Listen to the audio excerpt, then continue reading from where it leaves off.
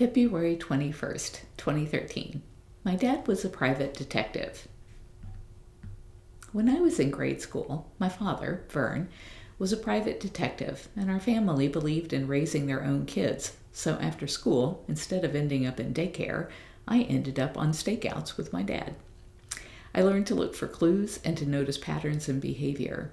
It has served me well, but this set of clues has me befuddled.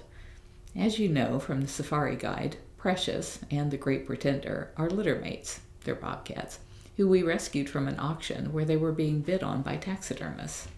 They were 6 months old when they came home with us in October of 1992. They were already vicious, so we never handled them when they were young. It wasn't until 2010, when Pretender was being checked out for a neurological issue, that we discovered he had been declawed on the front and one toe had been declawed on the back. Well, that was weird, but we didn't think much of it.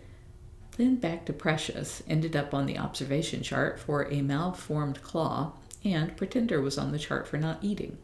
I created a video that is 23 minutes long and shows you the lengths we went to in order to clip Precious the bobcat's nails without sedating her.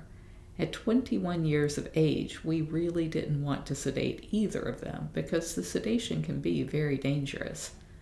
Pretender's issue was not as easy to address, so he had to be sedated for a full blood workup, sonogram, and rotten tooth extraction.